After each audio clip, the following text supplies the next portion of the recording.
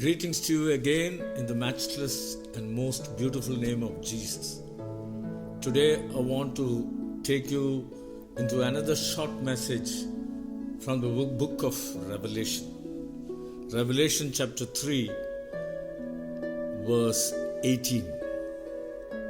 I counsel you to buy from me gold refined in fire, that you may be rich, and white garments, that you may be clothed, that the shame of your nakedness may not be revealed, and anoint your eyes with eye salve, that you may see.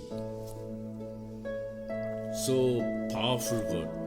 And I'm wearing a white garment because I wanted to give you a message of purity in your heart. Whiteness in your heart.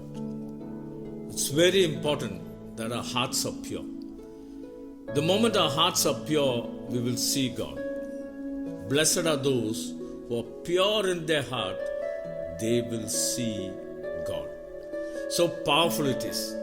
So he's telling, come to me, and buy from me gold, refined in fire.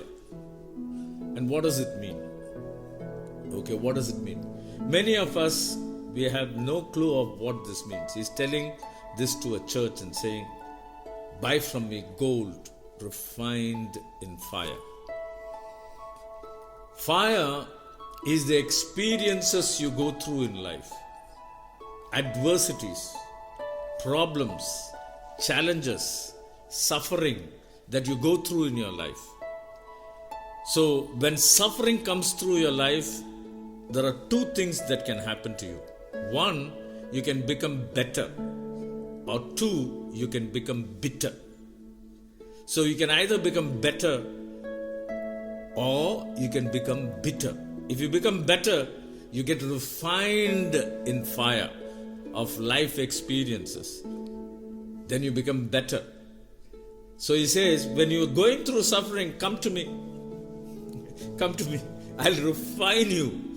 I'll make you into gold. But you have another option. You can go to yourself, self-pity, or you can go to the devil without knowing. And you can become very, very bitter in life. The option is yours. The choice is yours. And here Jesus is welcoming you and saying, come to me. Buy from me gold. What is this gold? It is his character. The character of Jesus is so golden, so beautiful, so shining, so amazing character he has. His character is so profound that when a 5 times divorced woman encounters him, she becomes pure. When an adulterous woman encounters him, she becomes pure. When a tax collector encounters him, he becomes clean. So people who have encountered him, either they have become bitter like Judas, or they become better like Peter. So the choice is yours. He says, if you really come to me and buy from me gold refined in fire, then you will become gold material. Adversities that come to you are not against you. God allows those adversities so that you will become a better person and you'll become a better personality. You know, the kind of adversities I have gone through from the time I was a small boy, everything was golden spoon. I did my graduation from Loyola College, got a state rank. I did my MBA from Cochin University, got a gold medal. Then I went and did ACCA. Everything was good till adversity hit me. And through those adversities, right from the 1980s, it was 10 years of adversity that brought me to Jesus. Adversities bring you closer. It can bring you closer to Jesus, where you don't depend upon yourself. you depend upon the one who's dependable. His name is Jesus. He says, come to me. You have problems? Come to me. I'll refine you with gold. And how does he refine you? And that's what I want to take you to. God is interested in converting you into His image. Actually, when He made you, originally, He made you in the image of God. And then the devil comes and distorts your personality, distorts your spirit, distorts your body, and brings challenges to you. But Jesus said, I've come to give you life, and life to the full. I will refine you. I will give you a new spirit. I will put my spirit in your spirit. I will change your personality, and finally I will change your body, that you may be conformed to the very image of Jesus Christ. That is His desire. What manner of love God has for us, that He calls us children of God. But what we will become pure like Him. So this purity, He does it through adversity. He brings that to you so that you become purer and purer. So whenever you face challenges and adversity in life, don't look at it with a bad perspective. Look at it with the refining that God is doing to your amazing self. You know, you're so precious, and God wants, His ultimate aim is to make you pure like Him. Refined gold material, that you will be a vessel of honor. And when He chooses a vessel of honor, He will allow all the impurities to be burnt up by fire. Impurities where? In your character, in my character. There's so many impurities. And those impurities are washed by the truth. So sanctification in the beginning happens by the blood of Jesus. He cleanses you of your sins, of your transgressions, of your iniquities. He cleanses you with the blood of Jesus. He covers your soul with the blood of Jesus. But when it comes to your spirit being, He cleanses you, sanctifies you by the truth. In John 17, verse 17 and 19 to 19, He says, sanctify them by the truth. Your word is the truth. And for their sake, I also sanctify myself. So God is interested in cleansing you, sanctifying you from the impurities of lies that you believe. The most important part of your being is your spirit. And God says in Psalms 32, in whose spirit there is no deceit. So He doesn't want hypocrisy. He doesn't want any lies that you believe in your spirit. In your spirit being, you should be full of truth, honesty, integrity, just as Jesus is. Very honest. He said, I am the truth. And He wants you to become that truth. And every lie you believe, He wants to take it out of your way. So He will expose the lies by the adversities. And I'll give you an example. Peter. You remember Peter? He was madly in love with Jesus, but he believed lies. He told Jesus one day, I will never allow you to go to the cross. He said, get behind me, Satan. Because Jesus came to go to the cross and die for you and me. And Peter is telling Jesus, I'll never allow you. In fact, Peter rebukes Jesus and says, I'll never allow you to go to the cross. He said, get behind me, Satan. Now, Peter believed a lie that Jesus is going to be with him, now establish the kingdom at that time, 2000 years back. And if Jesus dies, what happens? Everything is gone. Miracles are gone. Walking on water is gone. Multiplication of bread is gone. So everything is gone. He said, I will not allow you to die. And so, Peter says, I don't want you to go to the cross. Jesus said, get behind me, Satan. And for that very reason, when Jesus went to the cross, Peter was one of the foremost to deny Jesus.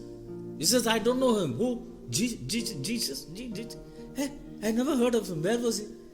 He absolutely, blatantly refuses to recognize the Savior. He betrays Jesus just like Judas. He lets him down. But what does Jesus do? Never gives up either on Judas or on Peter. He came back to Peter and said, "Do you love me?" But Peter was cleansed by the Holy Spirit, by the truth. So much so that the same Peter was a darpok. He was so much full of fear that he refused to know Jesus. The same Peter gets up in front of the Jews and preaches the gospel to 3,000 people, get saved in one day in Acts of the Apostles. Bold. So bold.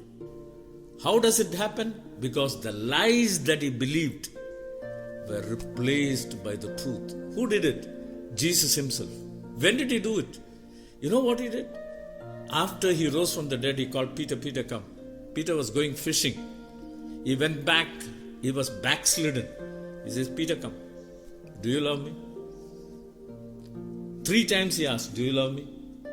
And Peter says, this time he's very humble. He says, "You know that I love you." And Peter says, Jesus tells him the truth. "You're going to die for me. The kind of sacrifice you're going to give for me will be amazing." Jesus predicts the change in the heart of Peter, that he will sacrifice his life for the Savior. He could see what nobody could see in Peter, that Peter will be changed by the Holy Spirit. And the Holy Spirit will convert his belief systems, his core belief systems, all the lies he believed, into truth. And when those lies are gone, fear will go and become a bold Peter. I want to tell you, my brother, my sister, Jesus is inviting you to convert the lies you believe into truth. And how does he do that? Refine you through fire. And he says, that's the gold. Your faith will be strong like gold. And with faith, nothing is impossible for you. All things are possible for those who believe. And genuine faith, he will speak to you in your privacy of your prayer. And he will change every suffering into gold material, that you will become a man and a woman of character. That's my prayer for you from the book of Revelation, that you will sit with Jesus, buy gold, and become a personality, golden personality, such an amazing personality, that you will be so loving and you will be so honest. You will be a person of integrity who has bought gold from Jesus Christ himself. So I encourage you, go sit at his feet every day. Tell him, refine me. Tell me the reason why I am suffering. There must be some change you want in me. It is good for me, David said, that I am afflicted, that I may know your principles. So my prayer for you is that God will turn your suffering into golden character, that you'll become a better person, and God will remove your suffering as your faith increases when you hear from God. Faith comes from hearing, and hearing the word of God. Let me pray. Father, in the name of Jesus, all of us come to you. Some of us are lukewarm, neither cold nor hot. You said, if you're lukewarm, I'll vomit you out of my mouth. Some of us say, I'm rich, I've become wealthy financially, and have need of nothing. But actually, some of us are wretched, miserable, poor, blind, and naked. So we receive your counsel. We will come to you and buy gold. Buy the truth.